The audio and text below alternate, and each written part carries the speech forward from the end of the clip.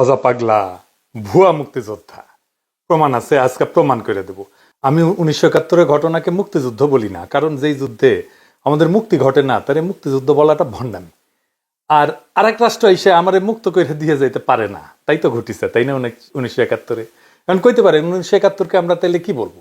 সবচেয়ে ভালোভাবে বলা সম্ভব বাংলাদেশের জন্ম। এই বাংলাদেশের জন্ম ইতিহাসের অংশ, এই জন্মকে আমাদের জাস্টিফাই করতে হবে, তাইলেই বাংলাদেশ রাষ্ট্র টিকবে। না হলে বাংলাদেশ টিকে থাকার মরাল অথরিটি থাকবে না, নৈতিক যে অথরিটি সেটা থাকবে না। যাই হোক, সেই আলাপ আমি পরে করব, আজকে না। আজকের আলাপটা একটু মুখরোচক টাইপের। 1971 নিয়ে মুক্তিযোদ্ধাদের বীরত্ব নিয়ে ফাপা আর মিছা কথা কিভাবে ধরতে হয় সেটা দেখাই দেব।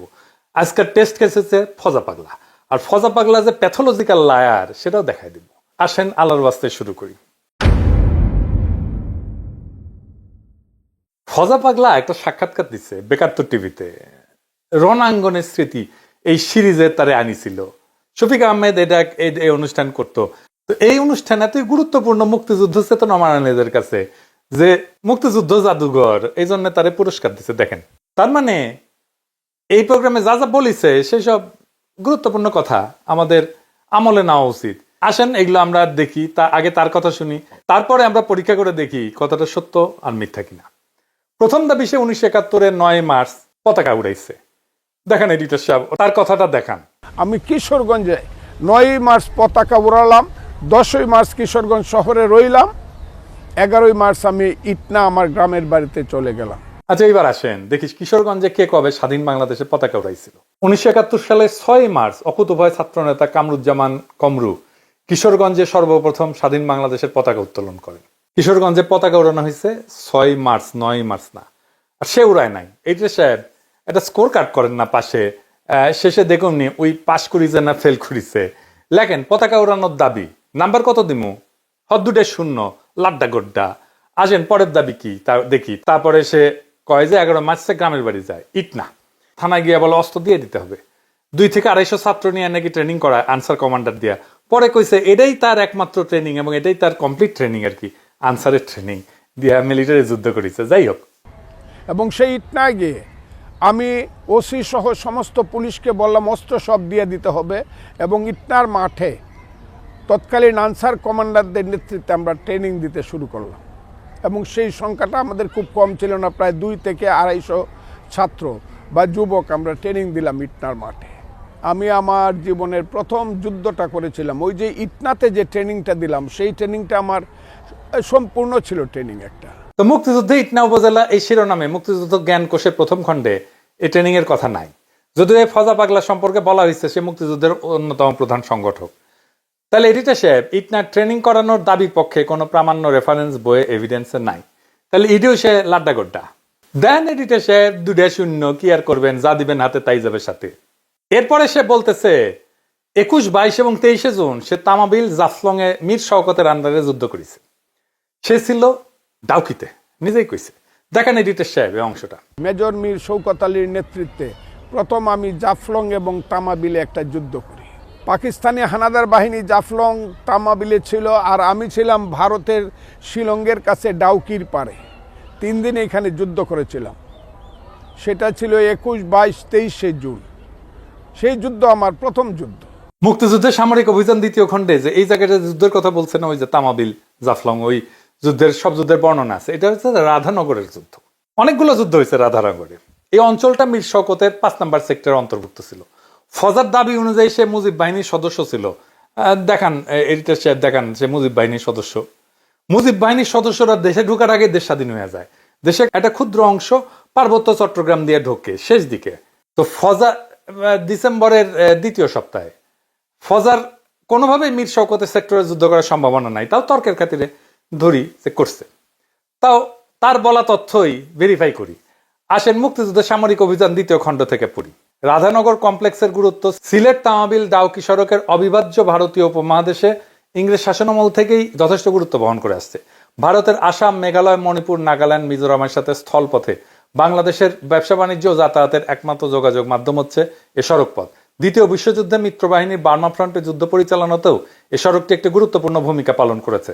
সামরিক দিক থেকে সিলেট তামাবিল সড়কটি নিজেদের আয়ত্তে রাখতে পারার অর্থ অনেকাংশেই ছিল সিলেটের প্রতিরক্ষা নিশ্চিত করা।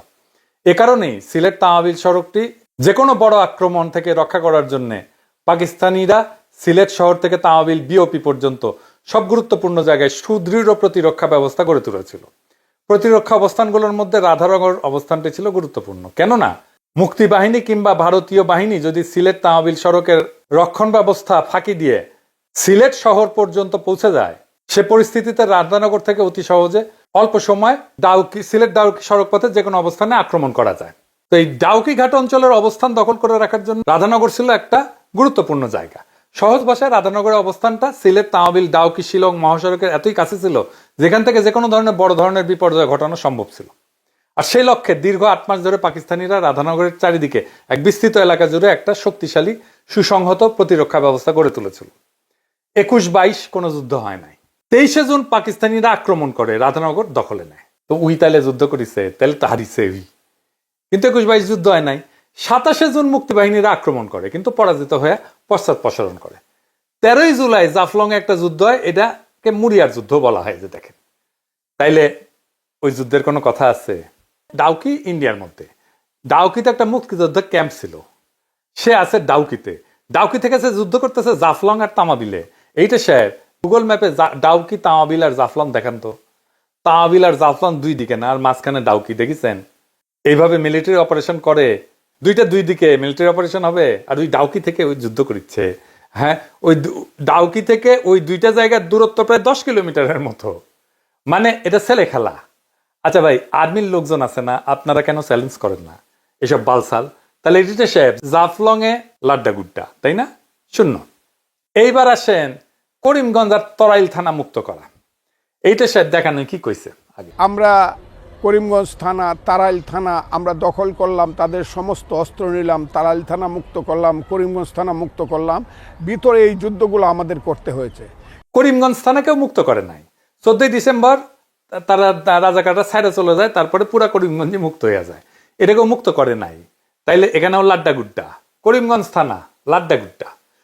তরাইল থানা মুক্তিযুদ্ধ জ্ঞান কোষে তরাইল থানা মুক্ত করার যুদ্ধের কথা আছে, সেটাও আছে। তরাইল থানা পাক হানাদারদের সঙ্গে মুক্তিযুদ্ধদের 3 বার যুদ্ধ হয়। একবার তারা দখল করার পরে পাক বাহিনী আবার এটা যে পাল্টা দখল করে নেয়। অক্টোবর মাসের প্রথম দিকে মুক্তিযোদ্ধারা থানা দখল করে, নভেম্বর মাসের শেষ দিকে হানাদাররা আবার তা দখল করে নেয়। 14ই ডিসেম্বর মুক্তিযোদ্ধারা পুনরায় দখল করে স্বাধীন বাংলার পতাকা উত্তোলন করে একেবারে স্বাধীন হয়ে যায়। ওই কোসে আর নাকি যুদ্ধই করা লাগেনি, ফায়ার বললেই নাকি পলায় যেত। তরাইল থানা দখলে 3 বার যুদ্ধ করতে হয়েছে। ফায়ার বললে কেউ পলায় যায় নাই। ফায়ার বললে থানা ছেড়ে পলায় যাইতো। সে আসতেছে শুনলে নাকি কাঁপতো। দুনিয়া কেউ শুনেছেন একটা গেরিলা অপারেশনে যাওয়ার আগে জানায় অপারেশনে যায় কেউ? ওই তো যুদ্ধের বেসিকই জানে না। আগে সে আসতেছে এটা জানায় দেয়, জানায় দিয়ে অপারেশন করে কেউ। বালসাল যা বলে বাঙ্গুরা সেটা খায়। সে নাকি কান ধরে উঠবাস করে ছেড়ে দিছে। এডিটর সাহেব শোনান। কিন্তু খুব সত্য করে বলতে গেলে বলতে হয়, আমার নাম শোনার সঙ্গে সঙ্গেই রাজাকাররা পালায় যেত। ফজলু কমান্ডার আসিতেছে, এই কথাটা তাদের কাছে আগুনের মতো মনে হইতো যে কেউ বাঁচবো না, কাজে সবাই পালিয়ে যেত। কাজে কোনো থানা দখল করতেই আমাকে ওইভাবে যুদ্ধ করতে হয় নাই। খালি একটা ফায়ার বলার সঙ্গে সঙ্গে একটা ফায়ার দিলেই বুঝছে যে আমাদের জীবন হবে, রাজাকাররা পালিয়ে গেছে। ওসিদেরকে ধরে আনছি, সিউদেরকে, তখন সিউ ছিল, তাদেরকে ধরে এনেছি গাঙ্গের পাড়ে কোথাও স্কুলের সামনে কান ধরে উঠবস করে 10টা বেতের বাড়ি দিছি। জীবনে আর কোনোদিন থানায় আসবি না, ছেড়ে দিয়েছে। তো তারাইল থানা আবার দখল নিল কেমনে পাক বাহিনী? তাহলে এখানে লাড্ডা গুড্ডা, ডাবল শূন্য। এইটা শেপ দেন। ফাইনালি সবচেয়ে মজার যুদ্ধ, আসেন এর দেখি। সে বলতেছে 9 ডিসেম্বর কালনি কুশিয়ারা এসে যুদ্ধ করছে। তার কাছে জানতে চাইছে যে তার কি কখনো এমন মনে হয়েছে যে সে আর কখনো বাঁচবে না। সে কইতেছে এই কথাটা, আগে শোনান কি কইতেছে। এটা হলো 9ই ডিসেম্বর 1971 সাল। এইটা আমি বলি নাই আপনাকে। এটা হলো আমার কালনি কুশিয়ারার যুদ্ধ। মেঘনা যাকে বলে, পরবর্তী আজমিরগঞ্জ একটা নদী কালনি কুশিয়ারা হইয়া চাতলপাড়ের কাছে মেঘনায় আইসা পড়ছে।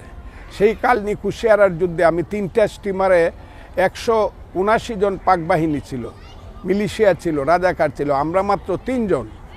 এখনও আরেকজন জীবিত আছে। কয়েকদিন আগে আমার আরেক মুক্তিযোদ্ধা বন্ধু মারা গেছে। আমরা 3 জন, আমি ফজলুর রহমান, আমার ডেপুটি কমান্ডার নিহারেন্দু দেবনাথ, আমার আরেক সাথী আবু তাহের ঠাকুর মারা গেছে। 3 জন আমরা যুদ্ধ করি। তাদের 2 জনের কাছে 2টা LMG ছিল, স্টিমার আমরা আক্রমণ করি কালনি কুশিয়ারায় 2টা LMGর মাধ্যমে। আমার কাছে মাত্র একটা স্ট্যান্ড গান ছিল। আমি সিগন্যাল দেওয়ার সঙ্গে সঙ্গে 2 দিক থেকে নদীর উপরে স্টিমারে ফায়ার হওয়া শুরু হইলো, একদম মাস্টার ব্রিজ উড়ে গেল। শেষ পর্যন্ত পাক বাহিনী আমার কাছে সারেন্ডার করলো। এটা ছিল আমার 9ই ডিসেম্বরের যুদ্ধ। পাক বাহিনী বুঝতে পারে নাই যে আমরা 3 জন, কারণ আমি 500 লোককে লাইং ডাউন করাইছিলাম এই লাঠি দিয়া, কাজে তারা আমাদের কাছে সারেন্ডার করছিল। কি কইলো? 3টা স্টিমারে 179 জন পাক সেনা আসতেছিল, তারা 3 জনে হারাই দিছে। 2 জনের কাছে সাবমেশিন গান ছিল আর তার কাছে স্টেন গান ছিল। 179 জন এই গুলিতেই সারেন্ডার করলো। হ্যাঁ, করিছে, কারণ ওই কাছে লাঠি হাতে নাকি 500 লোকরে শুয়ে রাখছিল। তাই দেখে ভাবিছে যে অনেক লোক তাদের গুলি করতেছে। ট্রেনিং পাওয়া আর্মি 2টা LMG 2 পার থেকে গুলি করতেছে, নদীর 2 পার থেকে। তারপরে মনে করবে 500 লোক গুলি করতেছে, মানে বালসাল যা বুঝাবে। গাজার নৌকা পাহাড়ের চলে। পলাশি যুদ্ধ নাকি সে যুদ্ধ লেঙ্গা করেছিল, 5 কামানে কে শুয়ে রাখিছিল ওর সোলজারদেরকে। তো ওই রবার্ট ক্লাইভ ভাবিছে সারিছে কত কামান, কিন্তু ওর মধ্যে একজনের আসছিল চুলকানি। তো 5 যে হাত দিয়ে চুলকাইছে, ক্লাইভ বুঝিছে যে কেস তো খারাপ। এই চুলকানির জন্য রবার্ট সিরাজউদ্দৌলা হারিয়েছিল। শুনেছেন না এই গপ্প? চুলকানির ওষুধ বিক্রি করে যে সমস্ত হকার তাদের কাছে, এই গপ্প ওই ফজা পাগলা শুনেছিল। তাই শুনে আমাকে শুনেছে, আমাকে বাচ্চা কাচ্চা ভাবিছে। বাচ্চা কাচ্চারা এই সমস্ত গল্প করে, দামরা বুড়ারা এই সমস্ত গল্প করে, সেগুলো আবার শুনে কেউ কিছু কয় না। এই জন্যই এদের এত বার বাড়িছে। ইয়াল্লাহ, দরবেশ বানায় দাও, আমি এই দুনিয়ার থাকুন না। তো এডিটর সাহেব পাশ করিছে, ওই করে নাই। দেখেন না যে বিশেষ বিবেচনায় পাশ মার্ক দেওয়া যায় কিনা, দেওয়া যায় না। দেখেন দরিদ্র অথচ মেধাবী, এই কোটায় দেওয়া যায় কিনা পাশ মার্ক। এই কপালটাই খারাপ রে ফজা পাগলা। বেকার তোর টিভিতে সাক্ষাৎকার দেওয়ার আগে তুই কি আলু খাইছিল? আলু, হ্যাঁ, তাই মনে হয় গোল্লা পাইছু। পরীক্ষার আগে আলু খাইতে হয় না রে পাগলা। তোর কোনো দোষ নাই, দোষ আলুর। তোর আলুর দোষ আছে। এবার ফুট, মুক্তিযুদ্ধের দুচাইতে আসিস না। তোর ভগন্দর হান্দাই দিব মুক্তিযুদ্ধ। এবার কে আসবে মুক্তিযুদ্ধ? নেক্সট